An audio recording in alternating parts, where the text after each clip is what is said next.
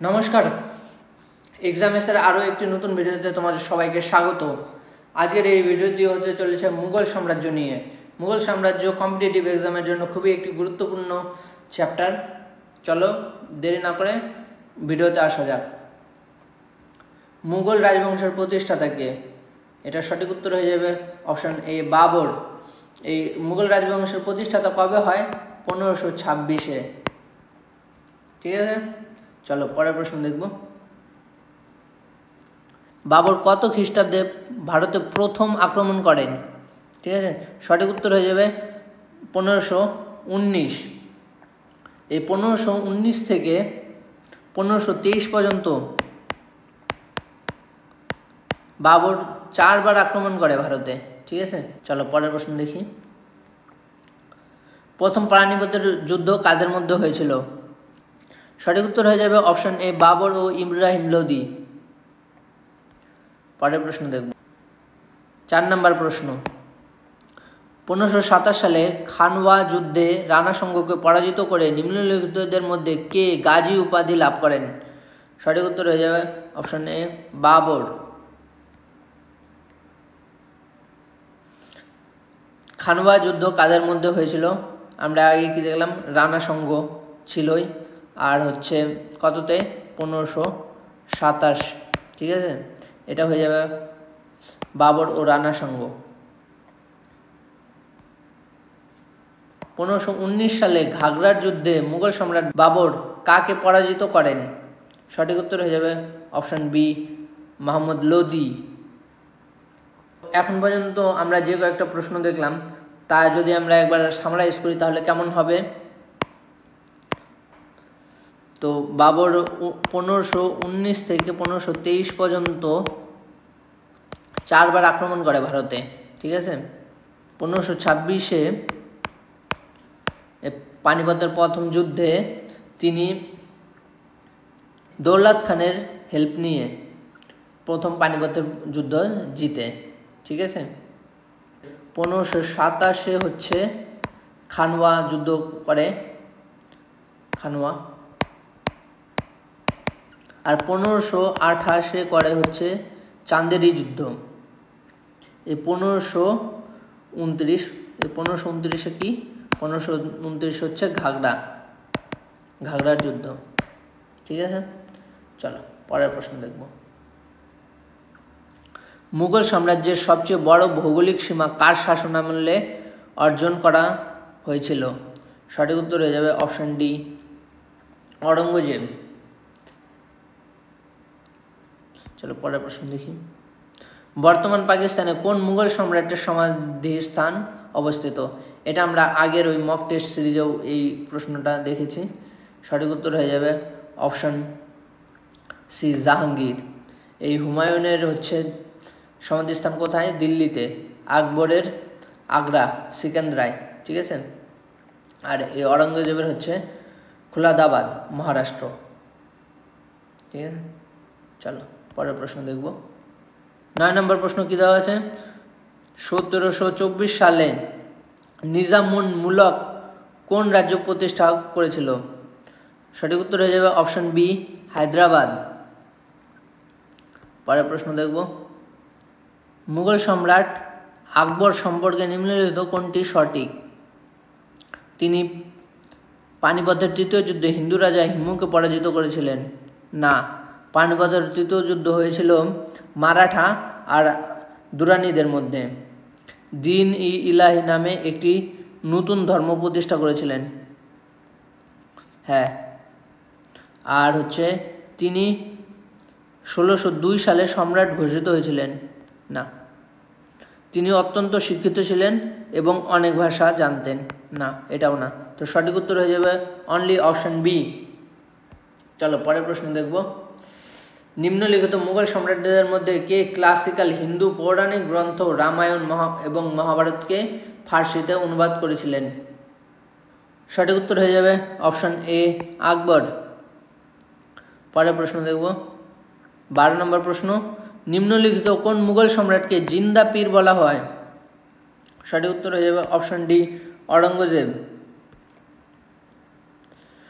কনৌজের যুদ্ধ কাদের মধ্যে সংঘটিত হয়েছিল? সঠিক উত্তর হয়ে যাবে মুঘল ও শেরশাহ। মুঘলদের মধ্যে কার সাথে? মুঘলদের সময় তখন রাজা ছিল হুমায়ুন। ঠিক আছে। কত সালে? 1540 সালে হয় এই কনৌজের যুদ্ধ। 14 নম্বর প্রশ্ন, গ্র্যান্ড ট্রাঙ্ক রোড কে নির্মাণ করেন? এই গ্র্যান্ড ট্রাঙ্ক রোড হচ্ছে 14 নম্বর প্রশ্ন, গ্র্যান্ড ট্রাঙ্ক রোড কে নির্মাণ করেন? এই গ্র্যান্ড ট্রাঙ্ক রোড হচ্ছে এশিয়ার হচ্ছে প্রাচীনতম এবং দীর্ঘতম সড়ক পথ, প্রধান সড়ক। ঠিক আছে, সড়ক। এটি নির্মাণ করা হচ্ছে শেরশাহ সূরি। আরও নাম দেওয়া হয়েছে, যেমন উত্তরা পথ, তারপর হচ্ছে বাদশাহী পথ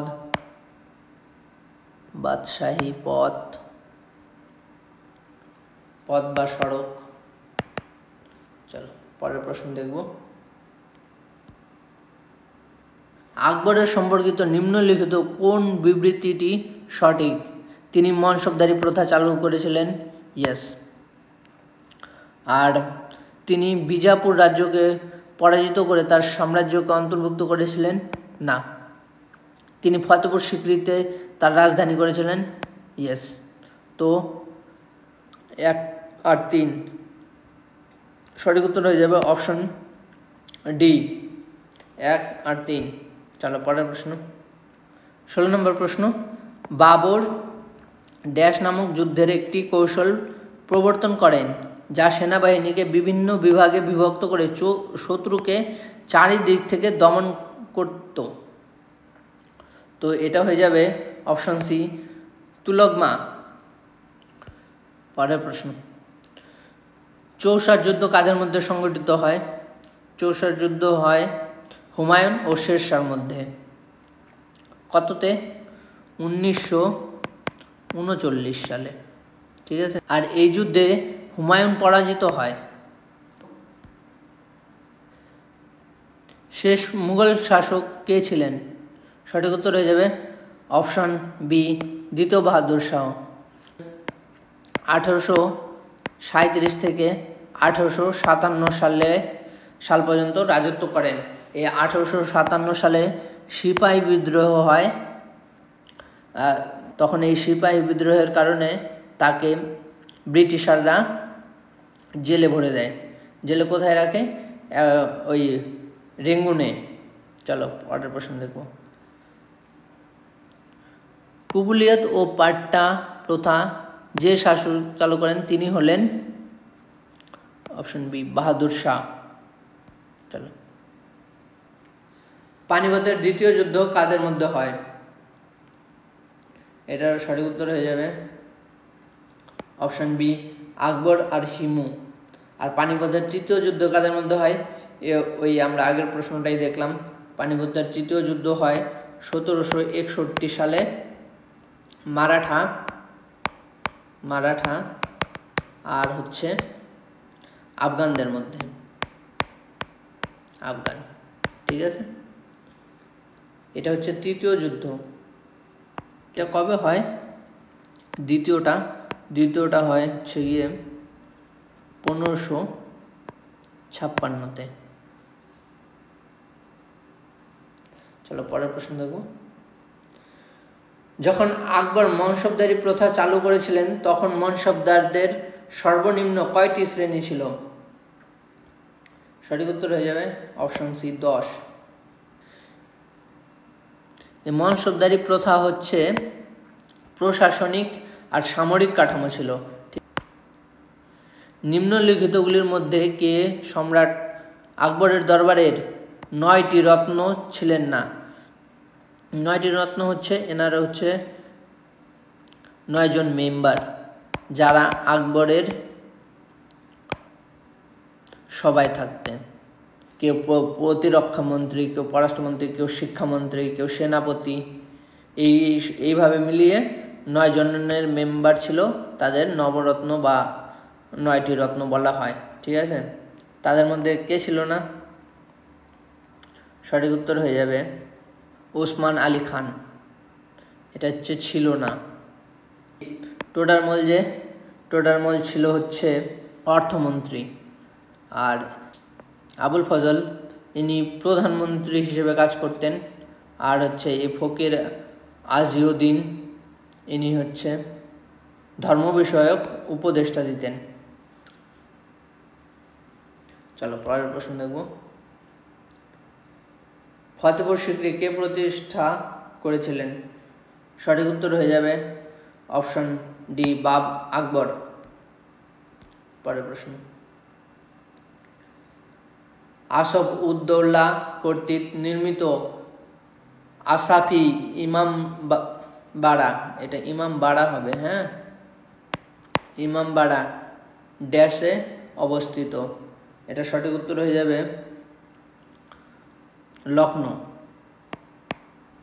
এই আসিফ ইমামবাড়াকে বড় ইমামবাড়াও বলা হয়, হ্যাঁ, বড় ইমামবাড়া। বড় কিন্তু এটা শুধু নামে, এটা কিন্তু সবচেয়ে বড় না। সবচেয়ে বড় হচ্ছে নিজামাত ইমামবাড়া, এটা ওয়েস্ট বেঙ্গলে অবস্থিত, মুর্শিদাবাদে, মুর্শিদাবাদ, ঠিক আছে। আর এই হচ্ছে এই বড় ইমামবাড়া হচ্ছে দ্বিতীয় সব থেকে বড়।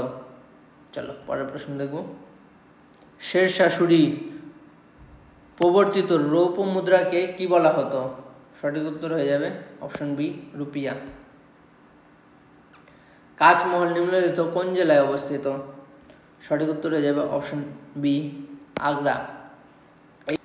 কাঁচমহল কে তৈরি করেছিলেন? জাহাঙ্গীর, জাহাঙ্গীর, ঠিক আছে। চলো পরের প্রশ্ন দেখব। কোন মুঘল সম্রাট বিজাপুর ও গোলকুন্ডাকে তার অধীনে নিয়েছিল? সঠিক উত্তর হয়ে যাবে অপশন ডি অরঙ্গজেব। শ্রীনগরের বিখ্যাত শালিমার বাগ ড্যাশের রাজত্বকালে নির্মিত হয়েছিল? সঠিক উত্তর হয়ে যাবে জাহাঙ্গীর। এই জাহাঙ্গীর আমরা কি দেখলাম? ওই কাঁচমহল তৈরি করে। আইনি আকবরের রচয়িতাকে? খুবই সহজ, অনেকবার অনেক পরীক্ষায় এসেছে, এখানেও দেখো। আর এটা খুবই সহজ, আবুল ফজল। আর এই আইনি আকবর কোন ভাষায় ছিল? আইনি আকবর ছিল হচ্ছে ফার্সি, ঠিক আছে, ফার্সি ভাষায় লেখা। আর এই আবুল ফজল আরও একটি আকবরনামা বইটিও তিনি লেখেন। চলো পরের প্রশ্ন দেখি। আল-বিরুনি কিতাবুল হিন্দ নামক বিখ্যাত বইটি কোন ভাষায় লিখেছিলেন? তো এটা হয়ে যাবে অপশন বি আরবি ভাষায়। চলো পরের প্রশ্ন দেখব। মির্জা কামরান কোন মুঘল সম্রাটের ভাই ছিলেন? এটা সঠিক উত্তর হয়ে যাবে হুমায়ুন। এই হুমায়ুনরা ছিল চার ভাই। এই হুমায়ুন আর ওই আরেকটা দেখলাম কামরান আর আসকারি আর হচ্ছে হিন্দাল, এই চার ভাই ছিলেন। আর তাদের একটি মাত্র বোন ছিল কে? গুলবাদন বেগম। এই গুলবাদন বেগম কি করেছিল? হুমায়ুন নামা বইটি লিখেছিলেন, ঠিক আছে। চলো পরের প্রশ্ন। মুঘল সম্রাট বাবরের আসল নাম কি? সঠিক উত্তর হয়ে যাবে অপশন সি জহিরুদ্দিন মুহাম্মদ। হুমায়ুনের আসল নাম ছিল নাসির আল উদ্দিন মুহাম্মদ। জাহাঙ্গীরের আসল নাম ছিল হচ্ছে নুরুদ্দিন মোহাম্মদ সেলিম। শাহজাহানের আসল নাম কি ছিল? শাহজাহানের আসল নাম ছিল হচ্ছে শাহাবুদ্দিন মোহাম্মদ শাহজাহান। আর তোমাদের জন্য একটি প্রশ্ন, চলো এটা হোমওয়ার্ক 1 তোমাদের। তোমরা বলবে যে জাহাঙ্গীরের আসল নাম কি ছিল? কোন শাসকের কাছে পরাজিত হওয়ার পর হুমায়ুনকে 15 বছর নির্বাসনে থাকতে হয়? Option D Sher Shah. 34 নম্বর প্রশ্ন। হুমায়ুনের 4টি প্রধান যুদ্ধের সঠিক ক্রম লিখুন যুদ্ধক্ষেত্রের নাম নিচে উল্লেখ করা হলো। আচ্ছা, কী কী অপশন দেওয়া আছে? চৌসা, দেবরা, কনৌজ আর সারহিন্দ। আচ্ছা, সারহিন্দ হয় সব থেকে লাস্টে, তো অপশন সি তো হবে না, বাঁচলো কয়টা? 3টা। ঠিক আছে, সারহিন্দের আগে হয় 1540 হয়ে হচ্ছে এই কনৌজ যুদ্ধ। তাহলে এই কনৌজ যুদ্ধ চৌসা যুদ্ধের আগে দেওয়া আছে, তাহলে অপশন বিও হবে না, তাহলে বাঁচলো 2টো। আর হচ্ছে এই কনৌজ যুদ্ধের আগে দেবরা যুদ্ধ না, কনৌজ যুদ্ধের আগে হয় 1539 চৌসা, তো সঠিক উত্তর হয়ে যাবে অপশন ডি। কোন মুঘল শাসক আইনি 10 সালা প্রবর্তন করেছিলেন? এটা সঠিক উত্তর হবে হচ্ছে অপশন ডি, আকবর। আর এই আইনি 10 সালার ধারণা কার ছিল? এইটা হচ্ছে রাজা টোডারমল, যিনি ওই নবরত্ন যে আমরা পড়লাম 9টি রত্ন আকবরের সভায়, তাদের মধ্যে একজন ছিলেন। ঠিক আছে, চলো আজকের জন্য এখানেই শেষ। ক্লাসটি তোমাদের কেমন লাগলো কমেন্টে জানাও। দেখা হচ্ছে পরের কোনো ভিডিওতে।